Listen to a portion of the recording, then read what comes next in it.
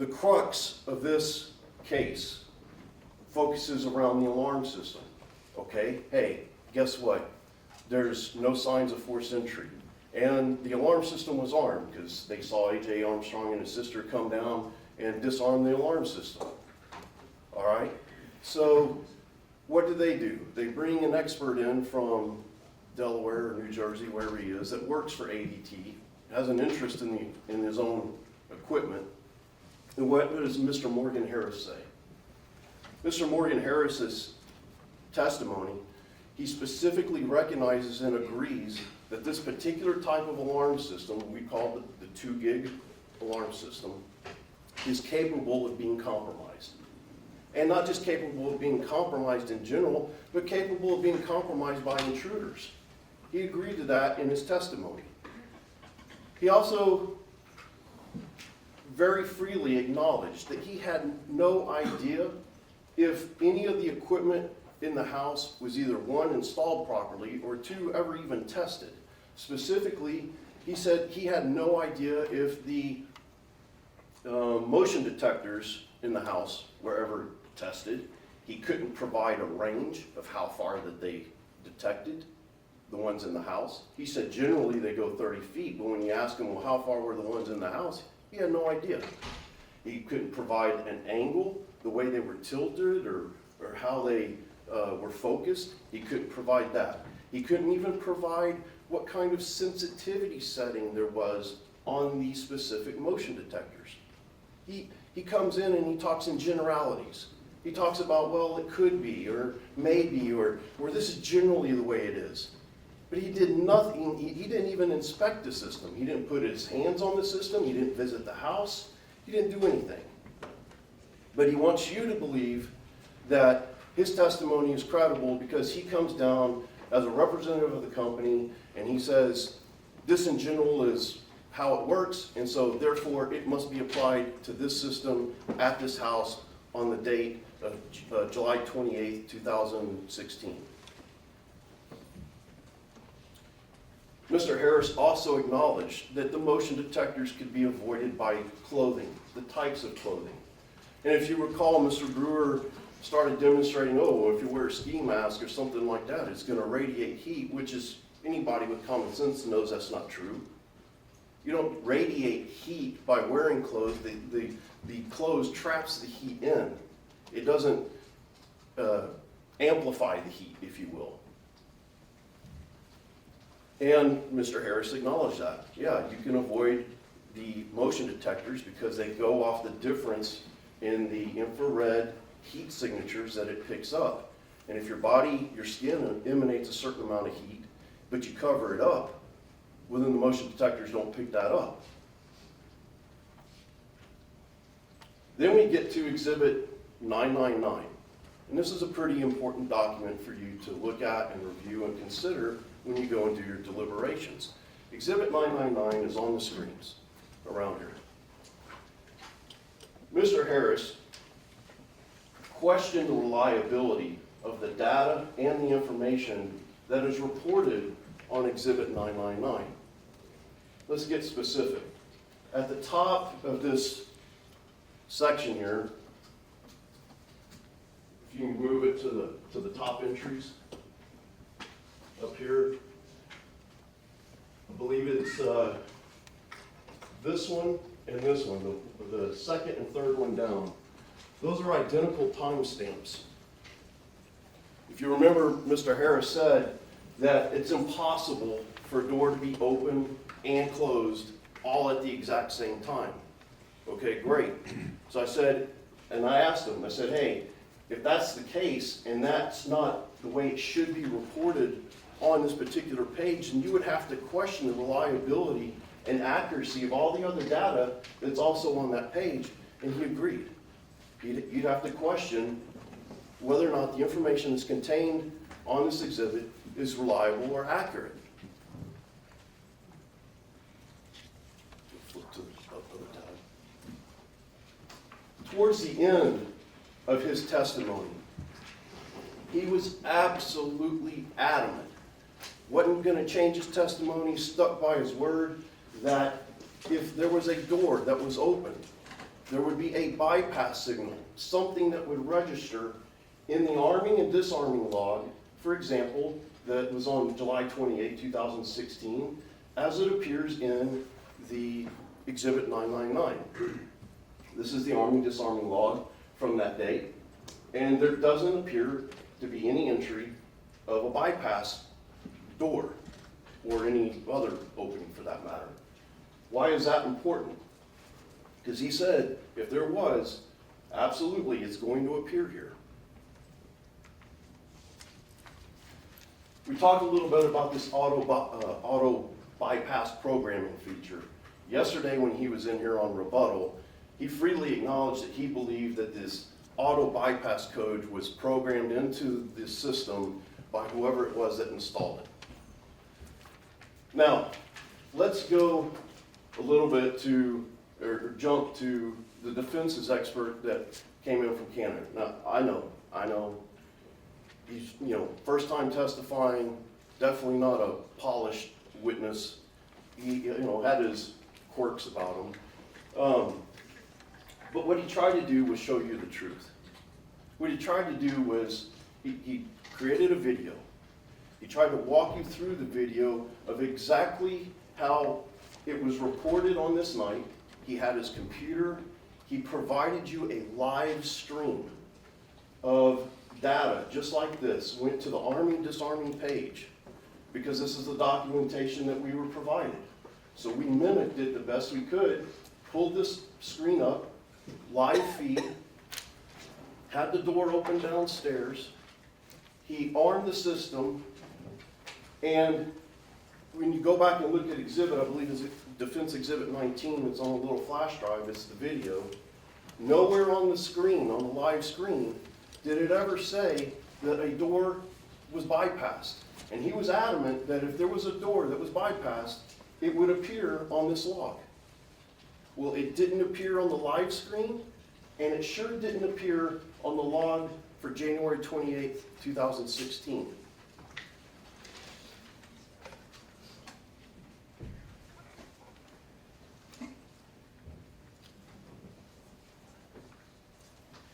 You'll put up the, zoom out. Okay, that's good.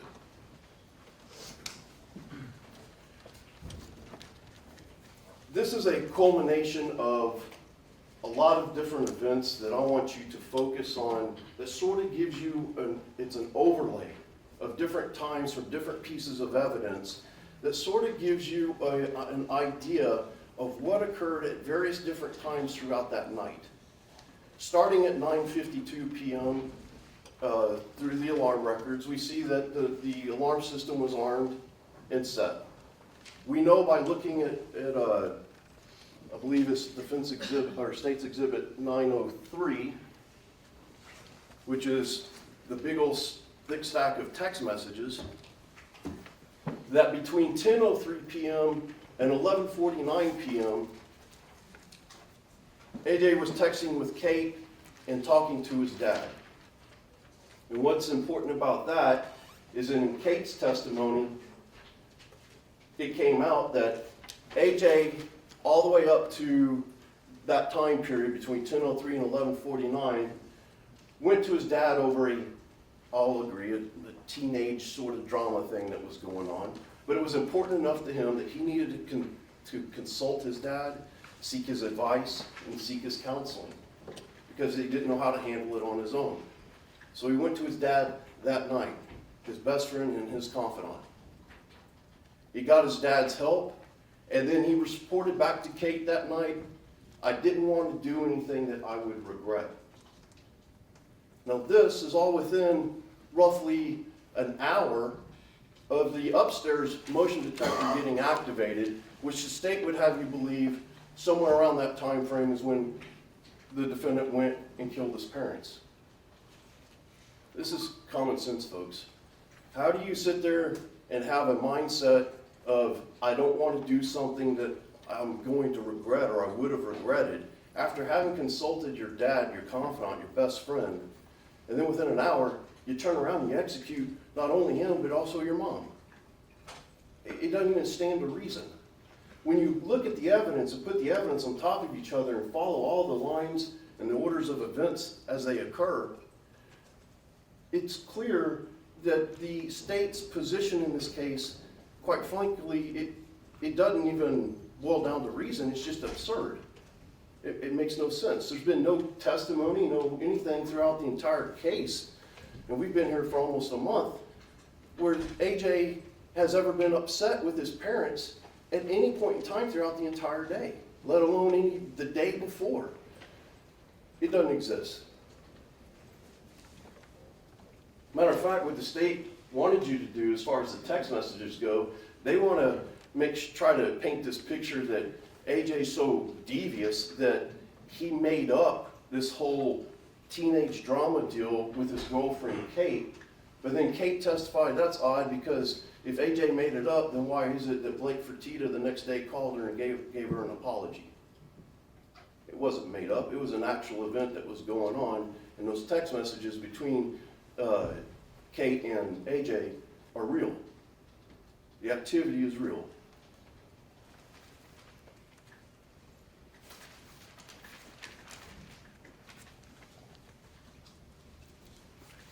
The other important distinction is to look at the time frame between the time that the upstairs motion detector was allegedly activated and the time that the alarm was disarmed. That's a 47-minute window. And if you sit down on a piece of paper and you map out the trajectory of where you have to go in the house, up and down stairs, that means for solid 47 minutes, and remember we had that testimony about the 3-minute intervals that the motion detectors have to go idle. So there has to be no activity for 3 minutes, and then they would go idle. And the state's arguing that, well, they never went idle, according to the logs, because there was constant activity. Well, for there to be constant activity, somebody has to be going up and down the stairs at no more than 3 minutes to keep the motion detectors active. And they have to be doing that for 47 minutes. Well, that's odd, because the 911 call was placed at 1:40 in the morning. And we all sat in here and we heard it. And you can freely listen to it when you go back and do your deliberations and listen to it again. Did it sound like Antonio Armstrong Jr. was on the phone for 40 minutes straight, walking up and down stairs, moving around, doing stuff? Mr. Collins, it's been 15 minutes. Yes, Your Honor. No, it didn't. What it did is it sounded like he was hiding in his closet on the 3rd floor. He was quiet. He was concerned about his sister. He was trying to figure out what he was supposed to do. He comes down off the 3rd floor. The upstairs motion detector either was faulty and didn't pick him up, or there was a reporting problem back to the log and it picked it up, but it didn't register and report it. He goes further into his sister's bedroom, wakes her up, goes downstairs with he and his sister. Downstairs motion detector didn't pick him up. So we've got credibility issues throughout Exhibit 999 on the accuracy of the information, or we've got a problem with the motion detectors themselves working or not working intermittently.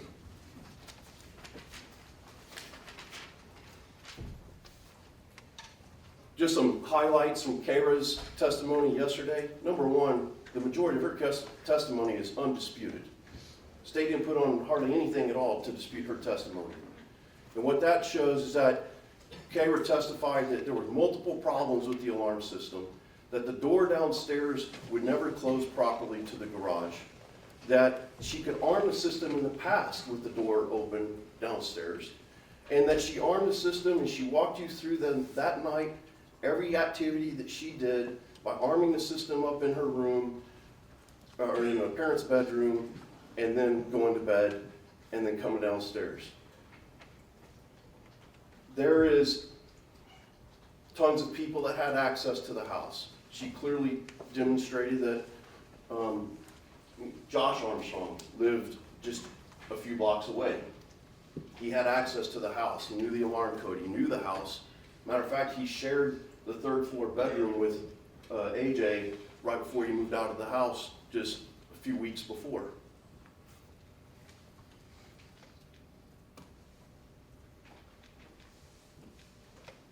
She reported to the officer, the detective that night, that there were problems with the alarm system.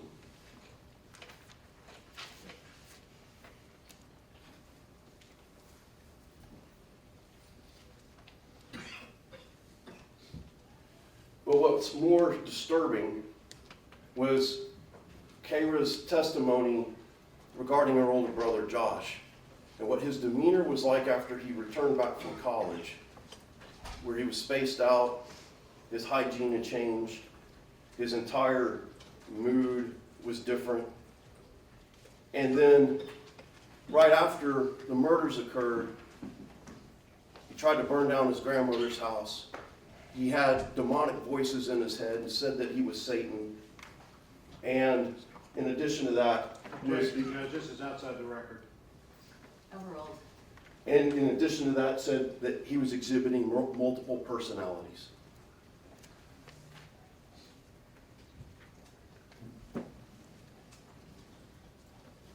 We also heard from Kay Winston, the grandmother, that Josh Armstrong never went to the hospital that night to see his dad in the hospital. He dropped her off, and that was it. He took off. My time here for today is done. This has been a long 3 years, a very long 3 years. AJ and all of us really appreciate your patience and your attention to this incredibly important and life-altering decision that you have to make. And AJ's and his sister and his brother and the entire family has been impacted by what has occurred. And we thank you very much for your careful consideration of all the evidence in the case. Thank you. Mr. Fertitta, you may proceed.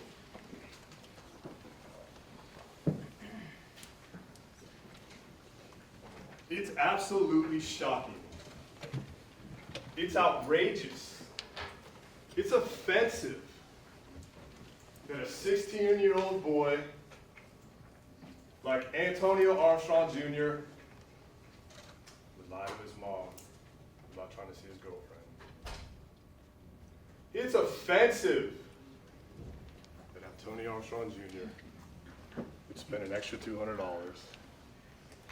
on his gas card to take his girlfriend to dinner.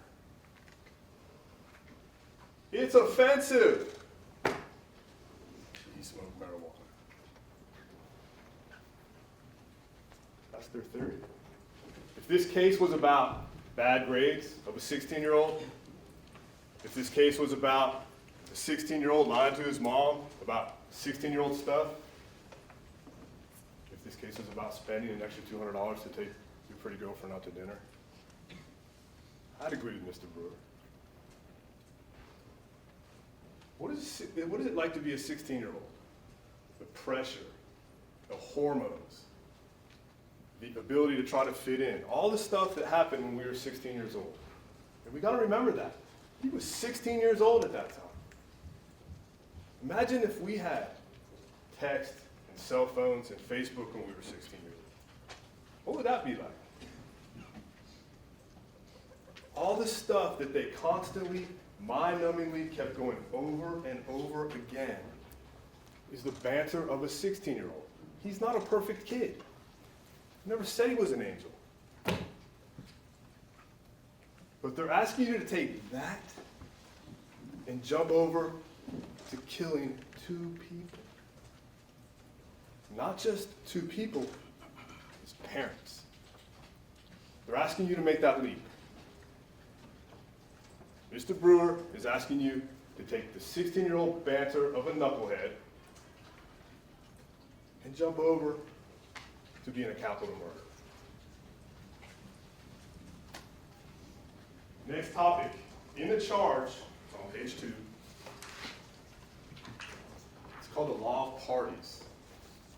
And it basically says all persons are parties to an offense who are guilty of acting together in the commission of a crime. A person is criminally responsible for an offense committed by a conduct of another. They asked for that, and it's the law in this case right now. Now let's talk about that briefly. Sergeant Dagnall said he was 100% sure that AJ committed the crime. No questions about it. He's right there. You remember his testimony. He said nothing would change his mind. Okay, that's your opinion. Sergeant, the only thing I know that's 100% is death and taxes, but okay. But now they've brought before you a legal argument in the jury charge that there's someone else involved in the crime. Excuse me? They fought as hard as they could to get around all the evidence outside of this case and specifically go towards AJ. If they stand up here, Mr. Brewer stands up here and argues that the law of parties applies to this case, it's a not guilty, end of story. Because by doing that, they're contradicting Sergeant Dagnall and every detective in this case that made up their mind in 11 minutes. And they're now going to say, well, maybe someone else was involved in the crime. The inference from that is going to be, now Josh and AJ were working together. Mr. Brewer, there is no evidence of that whatsoever. Mr. Brewer, that is a desperate attempt to convict this young man and send him to prison for the rest of his life. So if he stands up here, or any one of them stand up here, and talk about the law of parties and how it is the case, you need to be asking in your head, what in the world is and you need to look at Dagnall and say, wait a minute, you told us you were 100% about it being AJ. That has reasonable doubt written all over it. Sorry I have to go to my notes, but there's a lot of stuff in this case. Let's talk about motive. In jury selection, Mr. Brewer talked to you very specifically about motive. How many people here are going to require a motive? You know that the state of Texas doesn't have to prove a motive. It's not required under the law. And you guys answered it, and we went through it, and we talked about the law. But the next question for Mr. Brewer and the state is, why are you trying so hard to prove a motive? If it doesn't matter and it's not relevant, why are you desperately trying to figure out a motive in this case? Number one, there isn't one, and we'll get that to in a second. But let's talk about the first motive. It involved Coach Stephen Hill and Coach Regan's state witnesses. They called them. We didn't. And what did they say? Remember how impactful their testimony was about AJ? High energy, fun-loving kid, great athlete, confident in his ability, special relationship. Coach Hill and him had a special handshake. Not arrogant, always respectful to all. Teammates, coaches, his dad and his mom were always there. Hey coach, did you see his dad coach him up? Yes, sir. Did he listen? Yes, sir. Was he respectful to everyone out there? Yes, sir. Listened to his parents. Tried hard. Coachable. Strong work ethic. Said that his parents were very positive towards him. That what he observed out there, they had a great relationship. I asked, the last question I asked him, do you have anything bad to say about AJ? No. And Coach Regan's, if I'm saying his name right, was with AJ the 3 weeks right up before this offense occurred. He was out there on the practice field with him. Saw no anger, nothing unusual. A goofy, fun-loving kid who happened to be a really good athlete. That motive fell apart. I think they were trying to say that AJ was upset because he was going from Kincaid to Lamar and he wasn't going to start. Remember that testimony? And that he was mad at his dad because he got pulled out of Kincaid with the grades. But then you ask Coach Regan's, was he upset about the move from wide receiver to defensive back? No, we talked about it. He was okay with it. No anger, no frustration. Didn't say anything bad about his parents. That motive fell apart.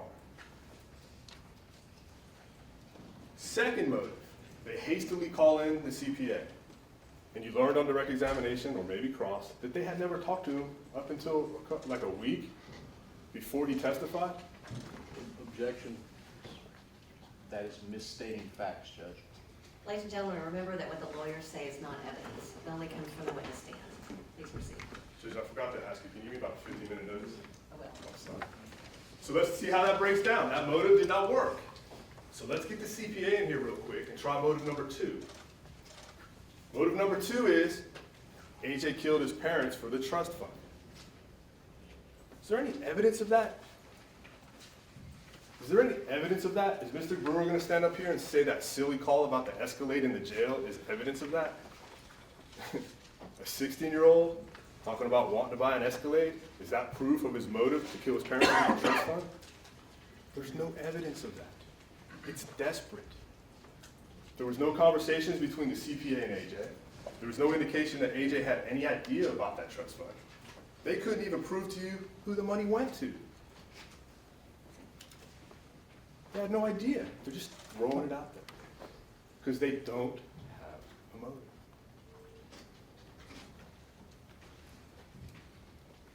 They're going to tell you, just like they did in opening, motive number 3, that his life was spiraling out of control.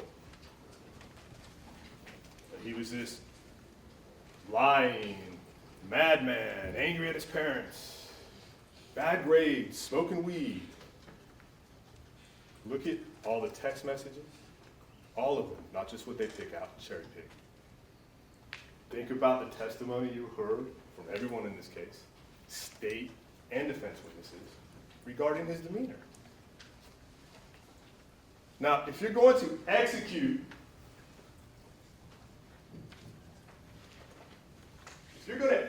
your mom and dad while they're asleep in your bed, does common sense tell you that there's going to be some sign of that before? Some type of anger, some type of threat, something outside of lying to mom about a girlfriend, outside of that weak attempt, that motive. Think about that.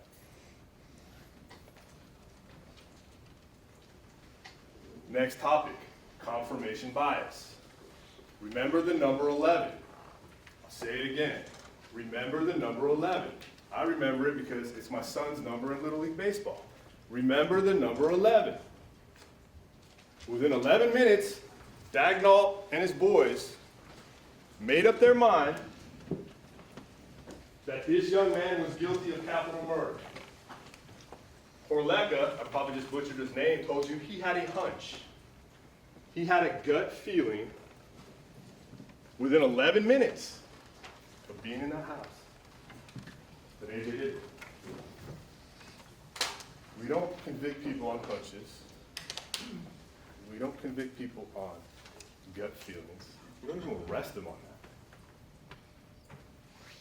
He contacted the officers outside, and that spread. AJ's the one. Within 11 minutes, there was a laser focus on this young man. And they didn't care about anything else out there. You heard evidence that Mr. Brewer took the charges. He's been invested in this case from day one. So within 11 minutes, you have a high-profile capital murder suspect. The news is all over it. They've arrested him. They've accused him of doing it. They're stuck in that position now. And they're going to try to jam everything that comes after that into that box, into that confirmation bias box. Because if there's any other evidence after that that shows he didn't do it, they're going to look really bad. His boss is going to look really bad. HPD is going to look really bad. So when you try to stuff it in that box, you don't look at what's going around. They made that decision. Oh, and let me go back. Dagnall's partner also said 100%. Also said 100%. They both, at that time, 100%, he did it. How does that tie into law of parties that we talked about? There was no DNA at that time. There was no gunshot residue on his hands or his clothes. There was no fingerprints. There was no contact DNA. There was no ballistics. There was no shell casings. There was no real witness interviews. There was no follow-up interviews. They didn't know about Josh's mental capacity. We'll talk about Josh later. He was at the scene. All the stuff that goes into a murder investigation, they made up their mind before anything was in. I think what they were thinking,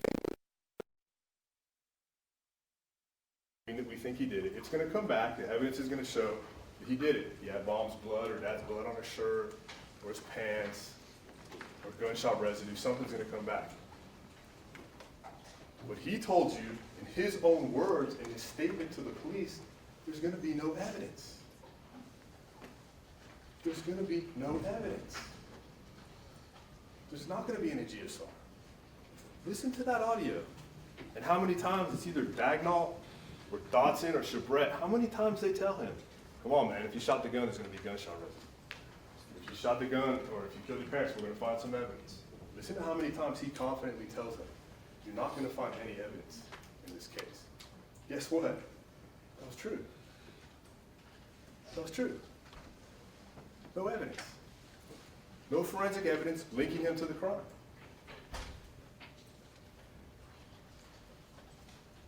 They're going to tell you that AJ washed his hands. They're going to tell you that he used gloves. Or they're going to tell you that he disposed of the clothing. Well, we talked about the sinks. We talked about the bathtub. We talked about the shower. Dodson, HPD, did you look in there? CSU James. Did you look in the sinks? Sir. Were they dry? Dry as bones, sir. Did anyone use the soap? You know how we use the soap and it's bubbly? Dry as a bone. No evidence that he washed his hands. They had complete control of that house. For how long? How many HPD officers? There was 3 experienced homicide detectives out there. No one wants to take responsibility to say they're in charge, but they're 3 experienced homicide detectives. They have control of the house. They didn't even search the attic. They did not search the attic.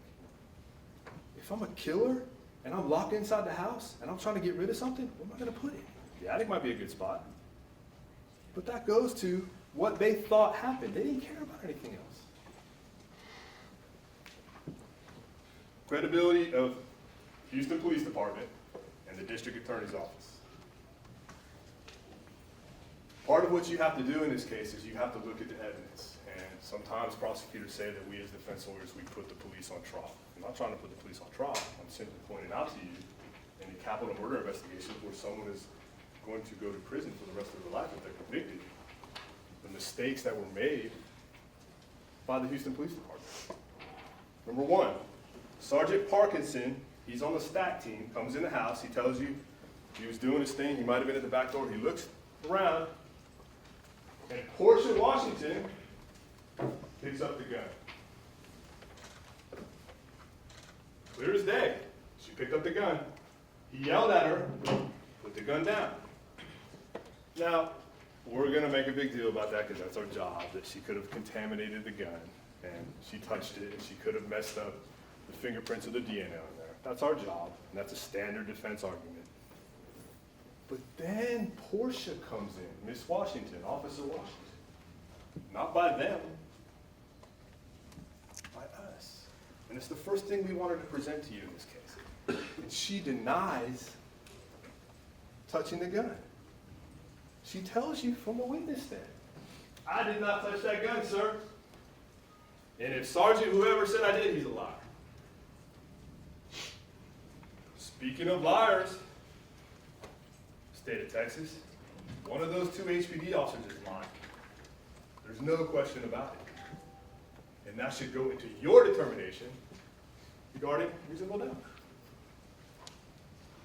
Officer Reed. Officer Reed was an interesting witness. If you remember, Officer Reed comes up here and tells us on direct examination, I told the prosecutor, the female prosecutor, that when I was in the stack, or I was outside the scene, AJ came out and I heard him say, or he heard him say to another officer, there was a masked man in the house. But then, ladies and gentlemen of the jury, Mr. Fertitta and Mr. Collins in the defense, I had a closed-door meeting with the prosecutors. And after that closed-door meeting, I decided that I really didn't hear that. I decided that I didn't really hear that. So I told it to the prosecutor, but after I met with the prosecutor, the two that are here, or maybe the three, I changed my story. And then what happened next? Remember? I said, did they tell you what to say? And he said, absolutely yes. He said, yes. Mr. Brewer got all upset. Remember? And he impeached his own witness. I didn't tell you what to say. That's not true. What are you talking about? You saw how they bullied him on the stand. You saw it live. Imagine that behind closed doors. Credibility of HPD. Why don't they want that officer? Why didn't they want that officer to tell you? AJ said there was a masked man in the house. Because it breaks down their theory. They can't stuff that in the confirmation box. It's outside of it. And they could not deal with that based on their theory in this case. We do know from that witness that that conversation was out there with the police officers. And AJ said there was a masked intruder in the house. That's evidence in this case. The text messages, real quick, I'll let you look at them. I know maybe you had headaches going through all that. I did. But the most important thing about the text messages, we find out that what they painstakingly went over with you for hours and hours and hours and hours was cherry-picked from a much larger exhibit. What's even more important is that they did not have the courage to introduce the much larger exhibit so you could see all the text. They tried to misrepresent what was in this exhibit with all the bad text. And then I asked the witness, let's talk about context. What does context mean? We look at all the picture. We look at all the texts. We look at all the interactions with the parents. That's what they're supposed to do, to show you everything, good, bad, or indifferent. But they didn't, and we had to bring this to you. We had to introduce this, and you saw me take it off the prosecutor's table after they passed the witness, put our own defendant's exhibit sticker on there, and let you see the full truth. And tell you that we trust you to go through this and determine what's relevant and not, and what's good and bad. That goes to the credibility of their case. Why were they not wanting you to see everything? CSU officer Jimmy James. Remember him? He's another guy, just like Dagnall and Dodson, who said he got 100% of everything inside that house. He's the guy, the crime scene guy, who comes in, gets all the important evidence. We as citizens of Harris County trust him if we have a loved one involved in a crime to make sure that they get all the evidence so they can find out who did it. Jimmy James, 100%. We got everything. All right. Do you remember on that cross-examination how many times I asked him how many sensors were in the house? Did we get up to 500? We were in the hundreds. We talked about 100 sensors in a secret bathroom. It was ridiculous. He kept saying there were sensors all over the house. You can pull it up on the record and see it. I got everything, 100%. Well, Jimmy, let's talk about the keypad that people gained entrance into the garage, through the garage. Sorry. Oh no, we didn't do anything with that. Well, why? I don't know. Was it important? We didn't see it. Once again, that keypad cannot be fixed into the confirmation bias box. We learned subsequent to this that everyone went in the house that way. Everyone. Mom, dad, grandma, cousins, uncles, friends, neighbors. Many of the people that are here in the courtroom have been in that door hundreds of times. How is that not important to see if someone gained entry through there? It's absolutely important. Absolutely important. But he got 100% of the evidence in that case.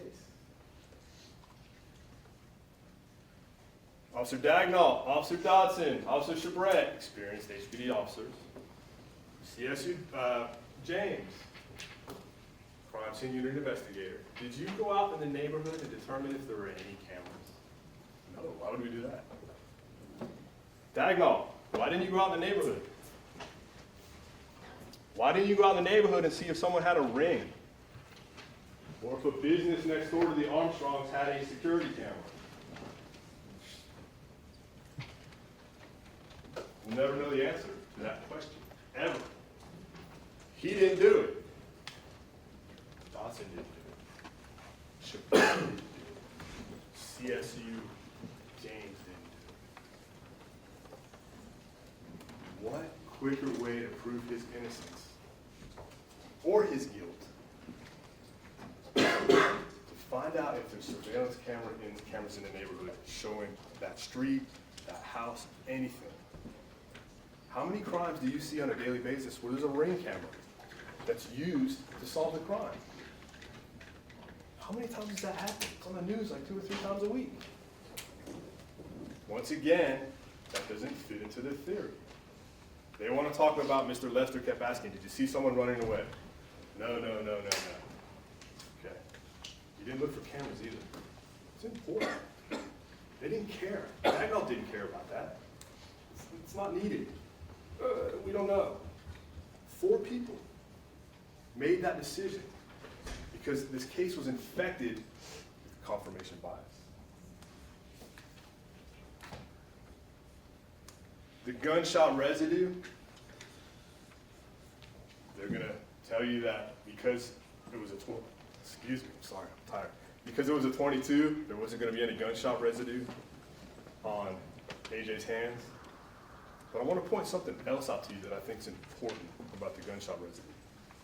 Their witness told you that the results they presented to you in this trial were meaningless. No gunshot residue. But the elements that they saw separate could have came from anything out here. Could be in this courtroom. Could be anywhere. But Mr. Blizzard kept putting those reports up regarding AJ's right hands, saying there's barium, there's lead, da-da-da. He's trying to infer to you that that shows gunshot residue, or someone has more barium and less barium than another person. Their own witness told you it's meaningless. It could come from anything. That's a trick. They're trying to trick you. And Mr. Blizzard kept doing it over and over again. The state has talked a lot about the demeanor of AJ. He's pretty stoic.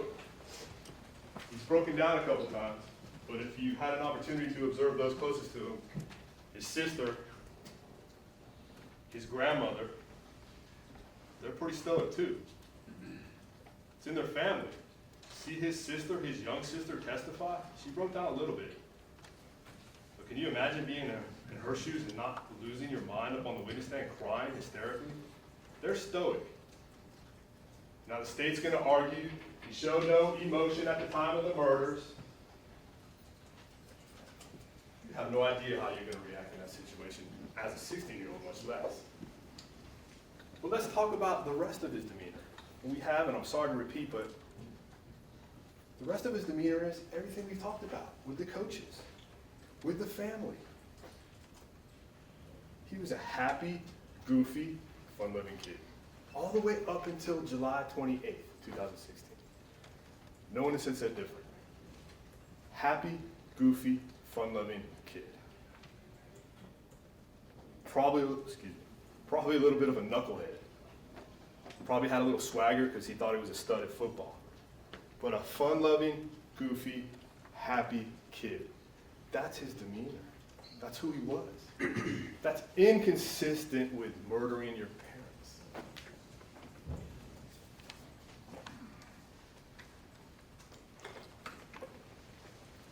Another trick, they try, and Chris talked about it, but I feel it's important to point out again, and I'll do it quickly. The Blake Fertitta incident. They went through the text messages. Oh no, look, AJ is texting himself from his iPad to his cell phone. He's making this whole story up. And why do they want you to believe that? Because they don't want you to believe that AJ went and talked to his dad that night about the potential confrontation between AJ and Blake Fertitta. Because look, AJ was upset that the guy said what he said. Whether that's right or wrong, I don't know. Maybe he was defending his girl. Maybe he's a knucklehead teenager. Maybe he was jealous. I don't know. But they don't want you to believe that because it leads to him talking to his dad that night. And lo and behold, as Chris said, we found out Blake Fertitta called and said, I'm sorry. They don't want you to believe all that because it hurts their case. It doesn't fit in their theory. Okay, Josh. Joshua Armstrong. We introduced Joshua Armstrong into this case at the very beginning. There he is. And if you recall, Dagnall's testimony, was Josh a suspect? No. Hey Johnson, was Josh a suspect? No, sir.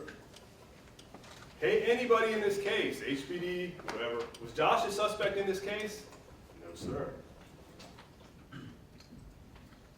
Why can't he be a suspect for their theory? He can't be a suspect because it takes it outside of the house. He interviewed him for 4 minutes. 4 minutes. Mr. Brewer, have you interviewed Josh Armstrong since that 4-minute interview? State of Texas. You have the burden of proof in this case, in a capital murder, where you're trying to send my client to prison for the rest of his life.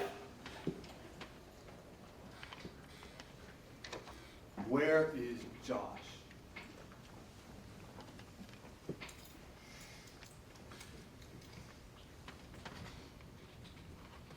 They knew a long time ago that's where we were headed. Where is Josh? At least go interview him. At least have Dagnall, he's right there. Go talk to Josh. Find out what his situation is. What is his story? Was he involved? Was he not involved? Where was he? Who was he with? We'll never know because they made that decision.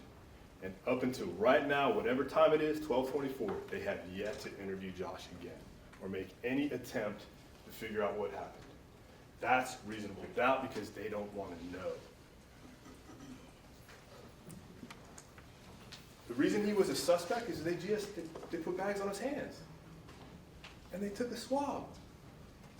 And they tested his DNA. That's a suspect. They did all that before they got AJ's DNA, long before. They're going to say, no, we were just trying to exclude him. No. He was a suspect, but it doesn't fit into their theory. Outside of Josh being a suspect, let's talk about Josh. He lived minutes away. He had complete access to the house. He could go through the door, the garage door, and had a key. Kaver said he thought he was the black sheep of the family, upset with his parents, felt AJ and Kaver were treated better, behavior changed when he came back from school, hygiene, was not there, he was distant, had a demon in his head. The devil. Talked to himself, locked himself in the bathroom for hours, walked in and out of a door at church multiple times, violent, angry, constantly smoking weed. Objection outside the record. Nobody ever said it. Ladies and gentlemen, again, remember what the lawyers say is not evidence. Please proceed. Demonic, split personality, tried to burn down grandma's house. Probably violent. You could define that as violent. Tried to burn down grandma's house. Refused to tell CSU James where he was at the time of the shooting. And something that speaks louder to me, I could be wrong, not often right. Josh Armstrong never went to the hospital to check on his dad. Josh Armstrong did not bother to go to the hospital to check on his dad who was fighting for his life. He brought Miss Kay there and he left. That speaks louder than anything in this case.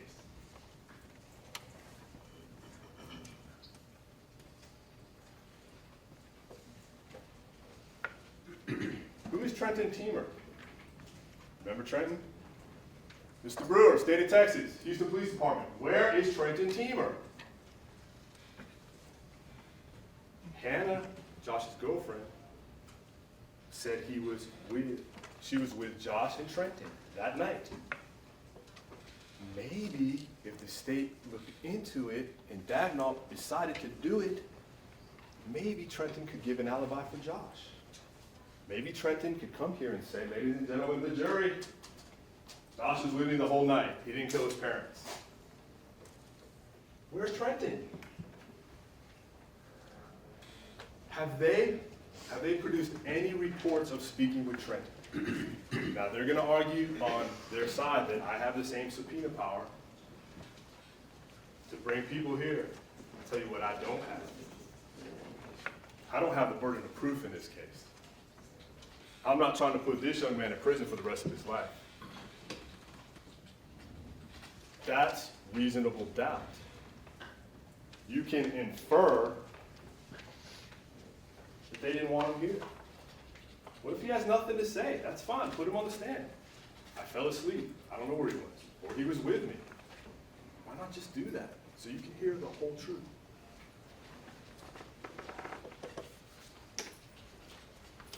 They never did any search warrant at Josh's house, of his car.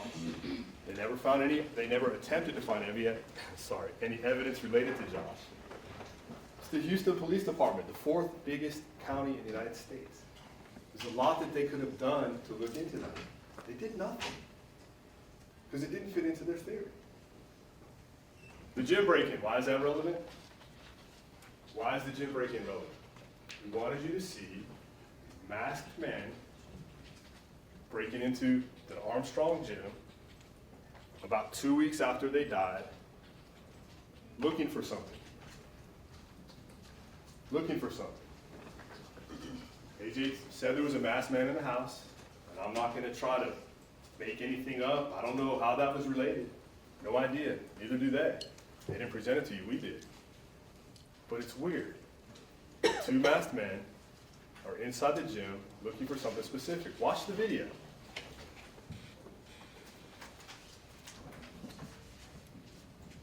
Dr. Oaks, Tony Hood. Gets a little weirder.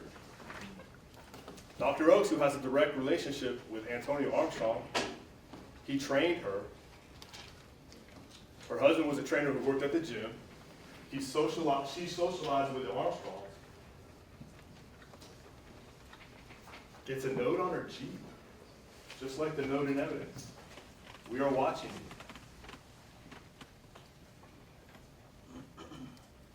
you. AJ's in custody. Tony Hood gets a note written on the window. We are watching you. AJ's in custody. The gym break-in as well, AJ's in custody. Reasonable doubt. Reasonable doubt. They're going to tell you that, oh, it was out in the news about the note, so it must be some weird person putting it out on there on the gym, on the Jeep. There's no proof of that. That's speculation. That's pure speculation. The evidence is as it is. The doctor told you that she did not know anything about the note, and I think Tony did as well. There's something going on outside of this, their theory.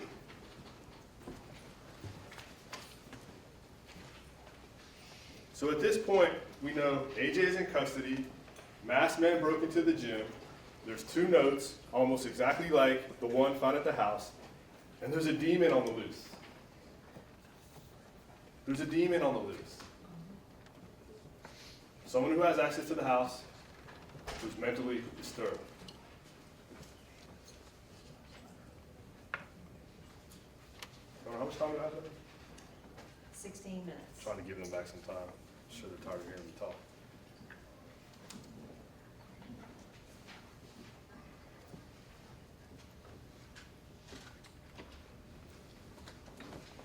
To do what occurred in this case, to commit the crime that occurred in this case, you have to be evil. You have to be evil. You have to be demonic. There has to be something really, really wrong. Think about that. Pull the trigger once. Okay. Pull the trigger twice. So pull the trigger a third time. Case where if there's an altercation,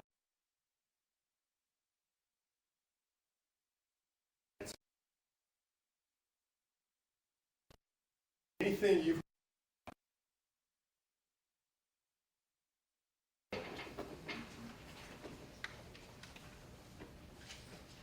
anything.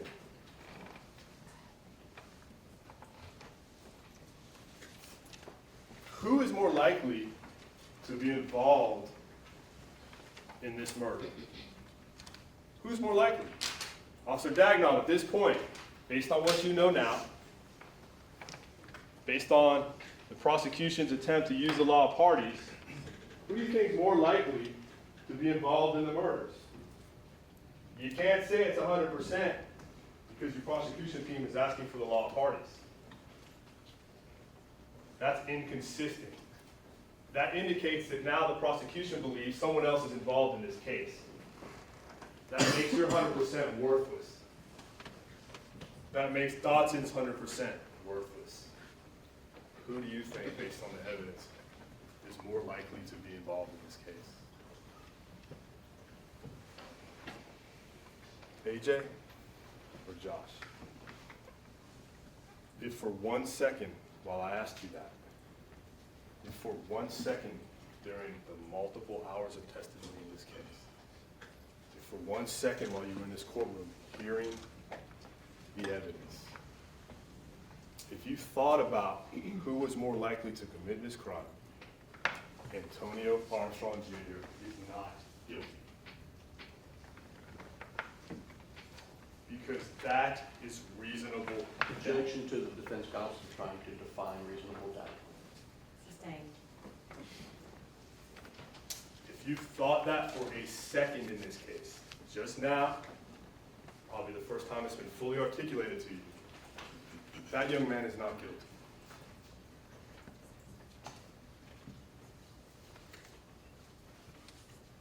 Before anybody, before we send people to prison for the rest of their life, you have to hold them to their burden. You have to be able to say beyond a reasonable doubt that you believe this young man murdered his parents. I told you at the beginning when we started a long time ago, this case is filled. There's a string running through it. Confirmation bias and reasonable doubt. The law of parties ties that and above. You have to hold them to their burden. Each one of you is a judge in this case. Each one of you has your own vote. Each one of you is an island. You get to decide for yourself what you think your verdict should be. That's the law, and with all due respect to you, you owe it to that young man. If you have a position in this case that you believe in, fight for it. Fight for it. Fight for it. Whatever it is. Do not be swayed by the majority or the minority. It's the most important thing in the criminal justice system. I told you about my dad fighting in World War II, Mr. Collins being a vet, Marine Corps. I talked to you about how important these rights are. This is it right now. This is it. constitutional rights, your right to a jury trial, your right to a unanimous verdict. So if you have any doubt, stick to it and tell them.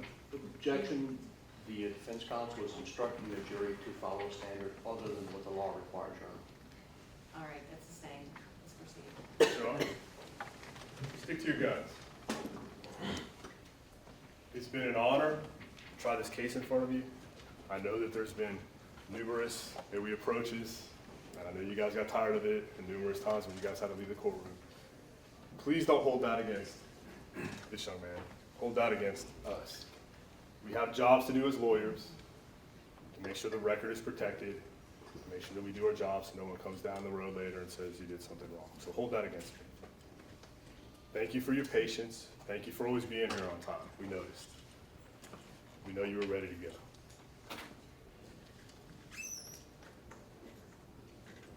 At the end of this, I'm going to ask you to go back there, review all the evidence.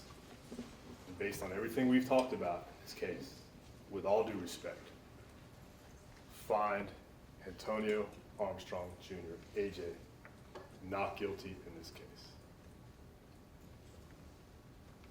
To the Armstrong family, it was an honor. Thank you, Your Honor. Thank you, defense. All right, ladies and gentlemen, the state will get the same amount of time of an hour and 15 minutes. Does anyone need to take a break before we proceed? Anyone?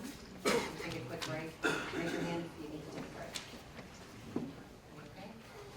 All right, state, you may proceed.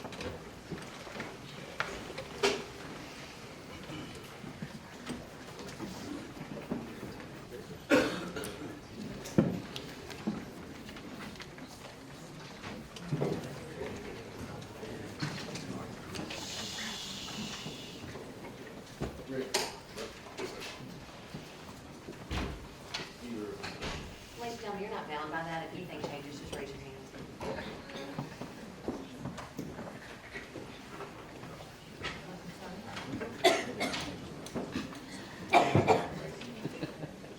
All right, ladies and gentlemen, we're going to take a 5-minute break.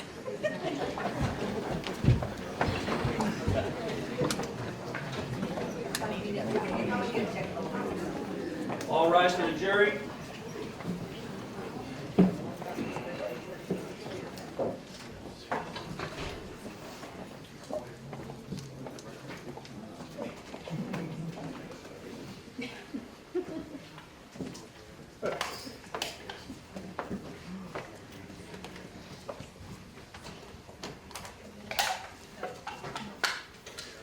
right, please be seated. Close and recess for 5 minutes. Suarez, Jose Suarez.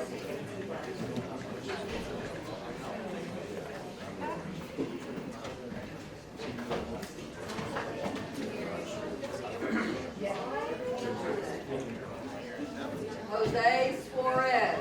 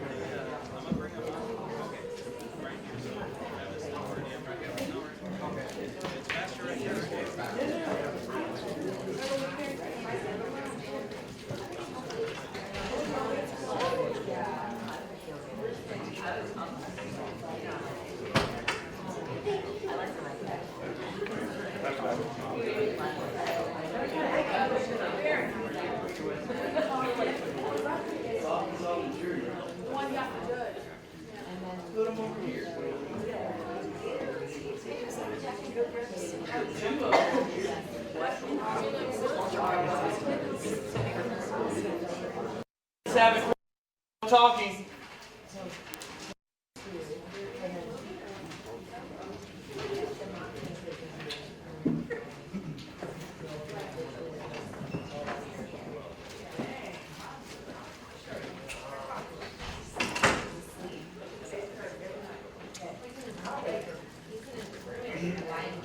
I mean,